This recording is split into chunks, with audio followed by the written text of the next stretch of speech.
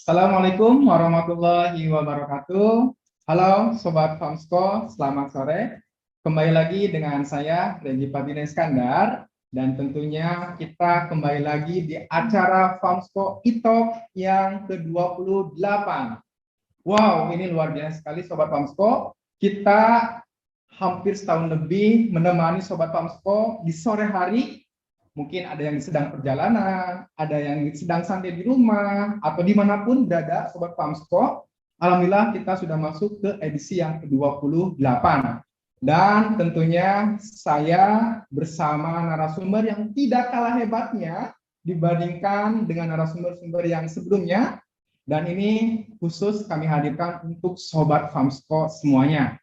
Dan tentunya dengan judul-judul yang menarik yang membuat Sobat Famsko penasaran. Sebelumnya, saya Regi Fadila Iskandar akan memandu acara Famsko e-Talk ini selama kurang lebih 1 jam. Nah, Sobat Famsko, bagi nanti ada yang ingin ditanyakan di acara Famsko e-Talk ini, silakan Sobat Famsko bisa mengirimkan pertanyaannya di chat Zoom, ataupun di YouTube, ataupun di kolom komentar, dan lain sebagainya. Oleh karena itu, Sobat Famsko jangan lupa bisa mengirimkan pertanyaan-pertanyaannya. Dan saya di sini tidak sendiri, dan saya bersama narasumber yang luar biasa hebatnya, yang melalang buana di bidang peternakan ya Pak, ya, dengan Bapak Nanda. Mungkin boleh Pak menyapa Sobat Famsko terlebih dahulu nih, dari Pak Nanda. Oke, Assalamualaikum warahmatullahi wabarakatuh. Selamat sore Mas Regi sama Sobat Famsko sekalian yang ada di mana aja ya, karena ini kan sore hari. Betul. Sore hari ada yang masih di kandang atau mungkin masih persiapan pulang kerja, dan juga ada yang di jalan. Ya, selamat sore, selamat menyimak acara ini. Oke, siap. Sobat Famsko, tentu kita akan berbincang, kita ngobrol-ngobrol santai dengan Pak Nanda ya Pak. Dan tentunya ini menarik sekali terkait tema kita kali ini, yaitu mengangkat kembali herbal Nusantara bersama CEO Citra Indonesia. Nah, herbal ini merupakan sesuatu yang harus kita banggakan, terutama Indonesia ini banyak sekali ya Pak tanaman-tanaman herbal yang sangat kaya, dan sangat sayang sekali kalau misalnya kita tidak memaksimalkan sebagai tuan rumah, sebagai penduduk Indonesia, dan lain sebagainya. Nah, sebelum ke sana nih Pak, saya akan mengulik dulu nih, kisah hidup dari Pak Nanda nih. Pasti Sobat Famsko di sini penasaran nih, Pak Nanda ini siapa sih gitu. Nah, mudah-mudahan nanti kita akan ngobrol dengan Pak Nanda. Boleh deh Pak, cerita dari Bapak dulu lama di mana sih, terus lahir di mana, mungkin sekolahnya di mana. Boleh deh cerita dulu ke Sobat Famsko nih Pak. Oke, terima kasih sebelumnya Mas ya, sahabat Famsko semua. Jadi saya Nanda, lengkapnya Firnanda April Apsara ya.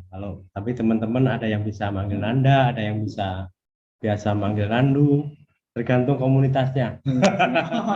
Punya namanya sendiri-sendiri. Punya nama sendiri-sendiri panggilan. Kalau di komunitas Koi itu terkenalnya Nandu Apsaru malahan. Jadi saya asli Nganjuk, Jawa Timur. Jadi lahir 37 tahun yang lalu, 38 tahun yang lalu. Itu banyak kecil di kota kecil yang Nganjuk, itu kota yang perbatasan antara Kediri sama Jombang sama Madiun. Jadi diapit kota-kota yang besar, kota Nganjuk, kota kecil, kota angin istilahnya. Jadi saya SD, SMP, SMA di Nganjuk, terus kemudian ngambil S1, dapat waktu itu beasiswa itu di Fakultas Peternakan Universitas Brawijaya. Ya, lulus tahun 2006. Nah, kemudian mulai bekerja ya 2006 akhir, kebetulan di salah satu feed mill Korea juga, makanya saya sama teman-teman Famsko juga dekat, kenal semua ya. Baik, sekarang bosnya yang baru itu juga kebetulan kenal dekat. Kemudian saya 2009 itu saya lanjutkan S2 di MB IPB, sekarang SPB ya, SBIPB, Sekolah Bisnis ambil jurusan manajemen ya, Manajemen, ya. manajemen agribisnis. Nah dari situ kemudian ya mulai banyak network terbangun. Ya dari waktu itu kuliah sambil kerja Mas. Oh sambil kerja ya Iya, Pak? jadi 2009-an ya Pak? 2009, tapi makanya lulusnya agak lama. Maklum Lulusnya ya, Pak, kan masih maklum karena sambil kerja. waktu itu kerja sambil kebetulan kerja di bagian procurement, cuma ya ada tugas khusus waktu itu dari direksi yaitu untuk bantu support untuk waktu itu lagi ekspansi, jadi ke Medan, ke Lampung kita ikut task force team, jadi akhirnya kuliahnya kelupaan sampai ya dapat surat peringatan. Peringatan, tapi alhamdulillah kita bisa menyelesaikan. Nah ini satu hal yang menarik, mungkin waktu kuliah memang saya itu waktu di Brawijaya Malang itu saya sudah membiasakan atau biasa nyari duit sendiri. Selain dapat beasiswa, kemudian saya juga membuka usaha. Jadi waktu itu usaha kecil-kecilan sama teman-teman itu membuka warung tenda. Jadi waktu itu awal-awal, kalau teman-teman sekarang lihat mungkin sudah nggak ada, di Jalan Veteran itu dulu ramai sekali warung-warung tenda itulah, kita membuka usaha kuliner. Ya kita memang doyan makan juga ya. Cuma dari situ ya akhirnya memang udah terbiasa, akhirnya ya kerja, ya kuliah kerja, ya kuliah kerja, sekarang kerja sambil kuliah. Jadi udah komplit gitu. Gitu. Itu yang dari pengalaman ataupun ilmunya saya.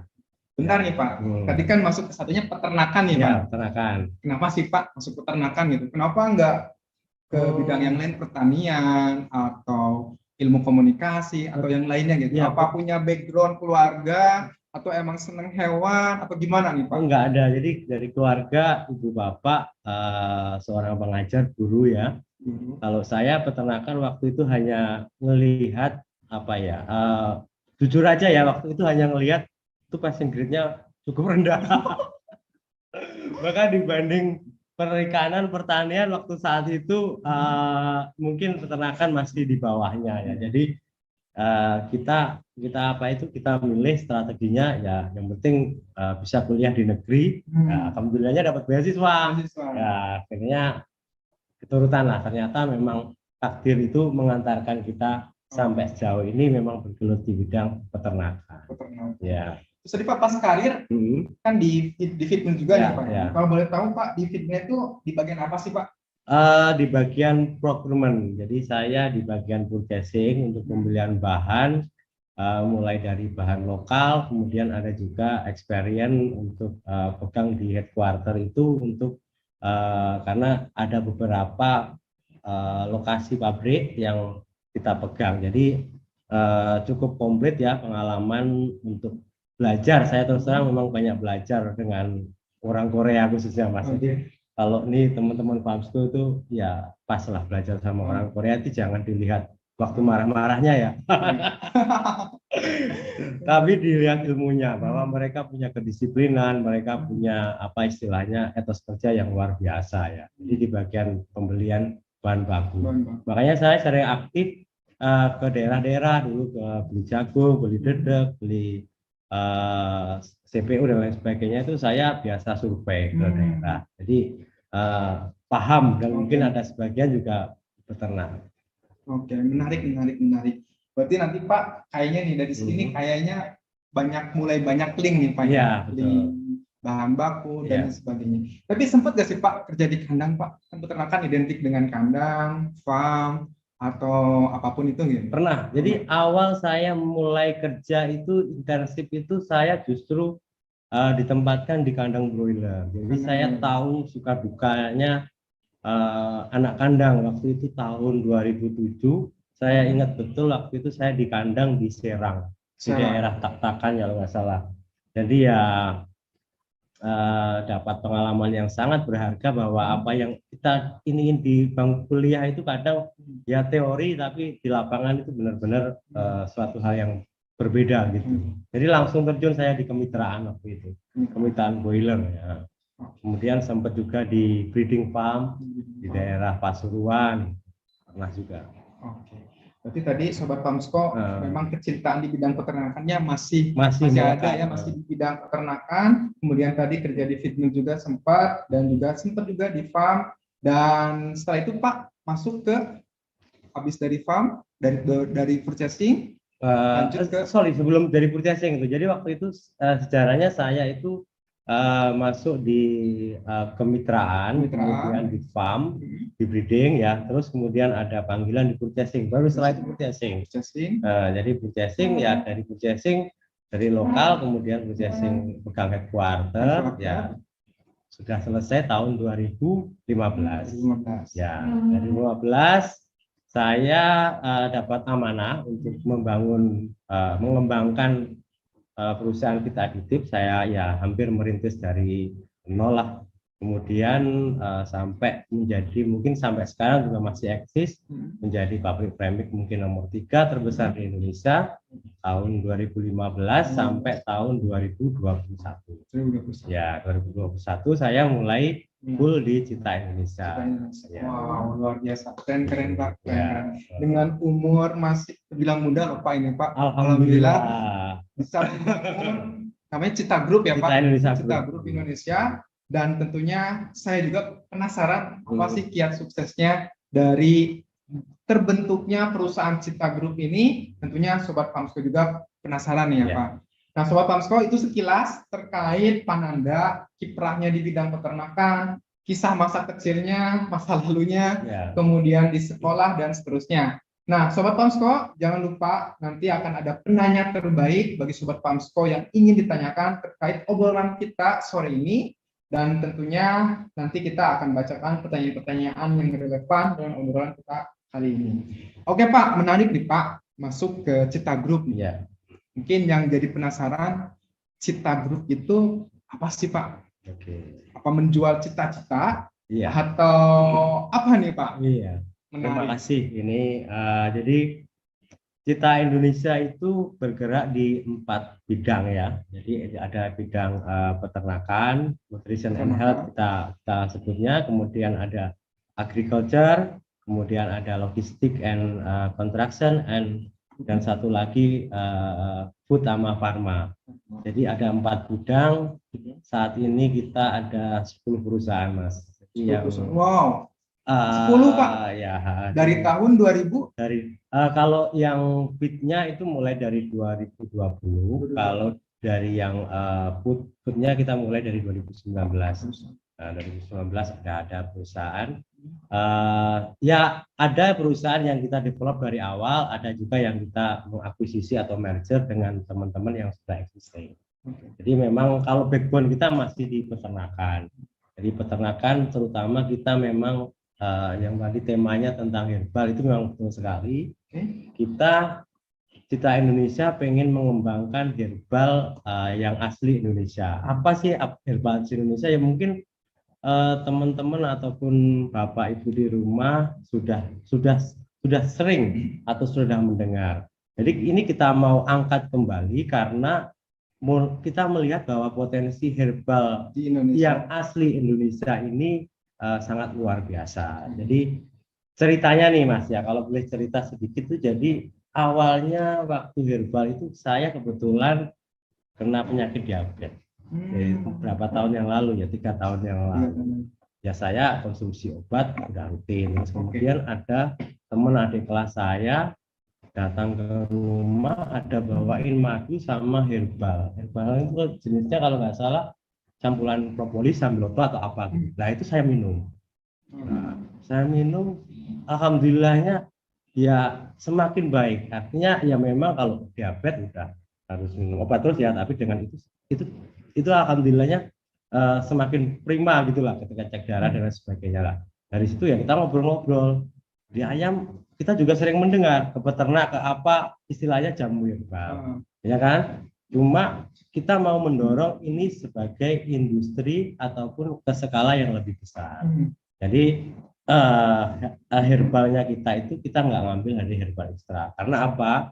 Dari awal kita berdiri itu kita pengen memberdayakan yang namanya petani. Jadi kita memang mau ngambil dari petani, kita nanam bersama, kemudian kita ambil hasilnya, kita giling, kita kemudian bisa sampaikan ini, dan kebetulan sudah mulai beberapa pabrik pakan ternak besar juga sudah mulai mengamini, mengiyakan atau gimana ya, atau mulai mencoba dan sudah terbukti lah bahwa dari konten herbal yang asli kita Nusantara ini bisa menggantikan beberapa peran kita adiktif. Oke, wah menarik nih Pak, Ya. terkait herbal nih ya Ya. Pak, terkait cita Indonesia salah satunya juga ingin mengembangkan herbal nih Pak. Ya.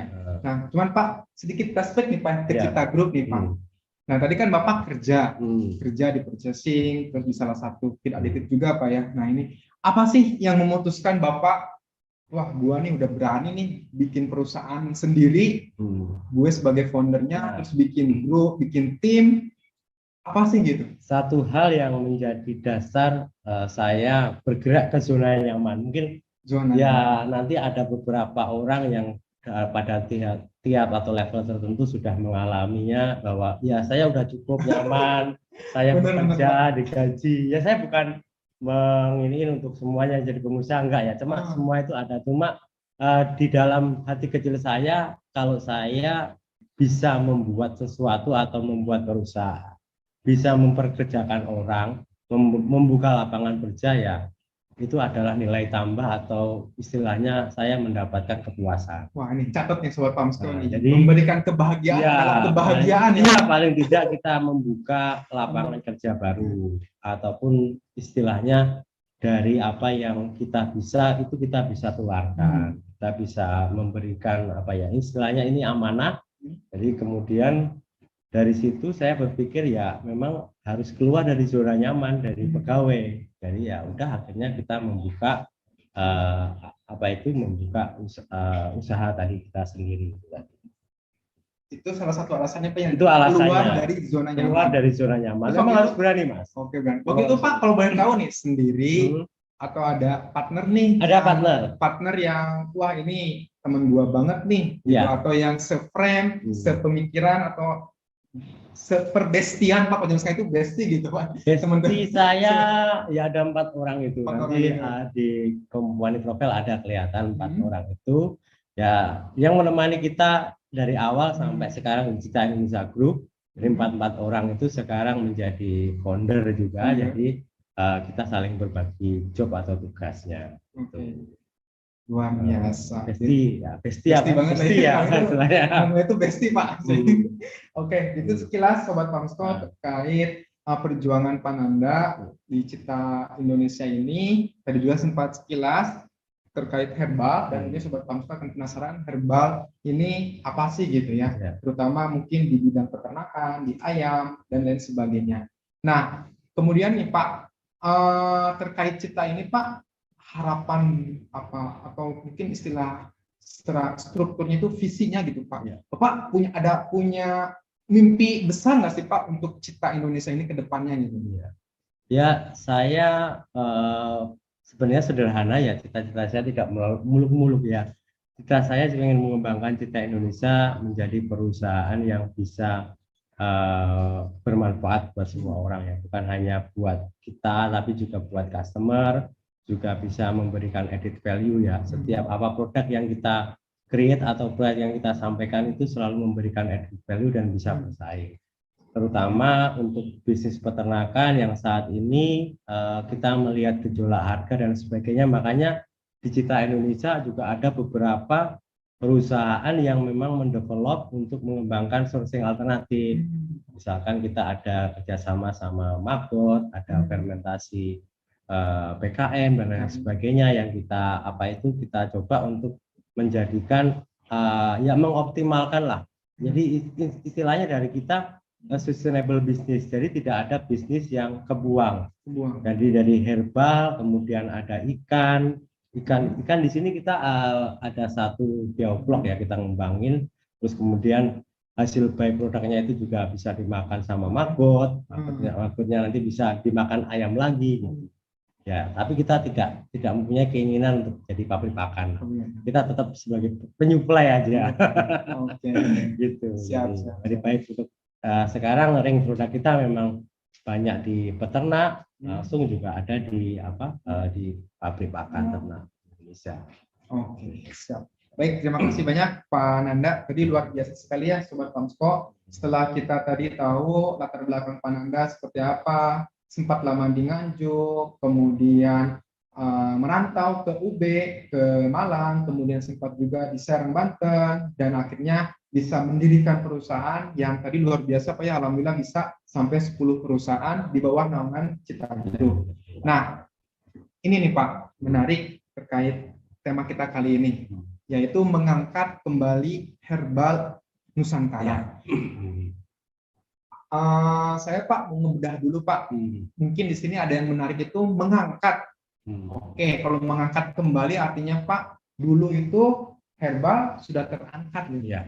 Nah itu yang pertama. Tapi sebelum ke sana Pak, herbal dulu sih apa sih Pak? Mungkin di sini Sobat Pamsko ada yang belum tahu herbal itu apakah semacam food aditif atau semacam makanan kah atau semacam apakah gitu Pak? Ya. Boleh diceritakan nggak nih herbal itu apa sih gitu Pak? Ya, herbal sebenarnya kan umum dipakai untuk semua kalangan ya.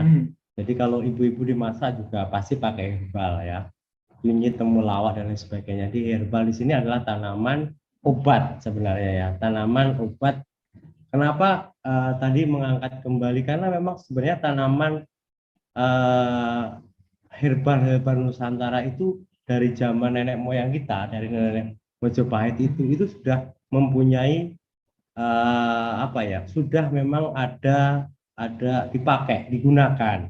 Cuma sekarang kan generasi sekarang kadang berpikir praktis ya, kalau sakit diobati pakai obat antibiotik dan sebagainya lah. Kita coba angkat kembali bahwa pendekatan yang kita lakukan apa itu adalah kembali ke natural, ke alam. Karena di Eropa ataupun dimanapun juga sekarang orang lebih senang tidak menggunakan antibiotik dan sebagainya. Memang antibiotik dibutuhkan ketika ayam itu memang sakit ketika sakit ya. Cuma untuk menjaga supaya nggak sakit itu herbal itu yang kita kembangkan. Nah, herbal di sini apa? Herbal yang kita angkat adalah herbal yang memang dari tanaman asli Indonesia pertama. Yang kedua, herbal kita adalah herbal yang memang dipowderin, ditepungin dari herbal asli. Jadi tanaman asli, bukan yang diekstraksi kata apa. Karena apa? Ketika diekstraksi itu sudah diambil zat aktifnya. Nah, sementara saya kalau diambil zat aktifnya kan otomatis kecil Mas. Kalau herbal ini dipowderin, nah petani kan nanam bisa diaplikasikan langsung. Bahkan mungkin peternak pun juga ada yang sudah pakai langsung atau apa. Buat kita nggak masalah, kita yang penting selalu bisa berkolaborasi. Artinya herbalnya yang nggak harus dari kita. Yang penting kita mendidik, oh herbal tanaman ini bisa. Gitu loh. Tanaman ini bisa untuk pernapasan, bisa untuk pencernaan. Gitu.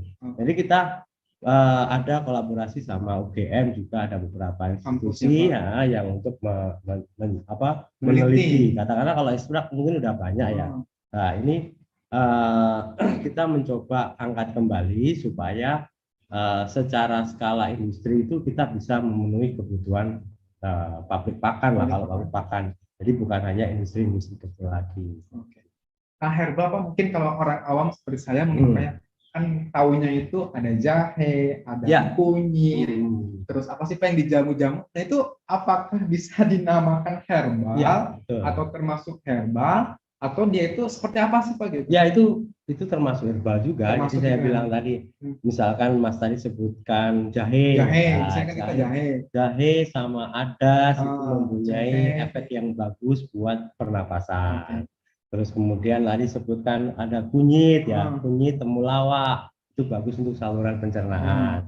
Terus kemudian ada sambiloto juga, sambiloto, terus botowali, terus kemudian ada lagi yang agak sekarang udah agak langka, misalkan saga. Nah ini sebenarnya tanaman yang memang ada juga di alam, di liar. Jadi kita itu sekarang mulai menanam, jadi kerjasama sama perhutani, kerjasama sama beberapa institusi di daerah. Kita sempat ada juga buat kawasan wisata desa wisata di Tulungagung, desa wisata herbal kita kembangkan.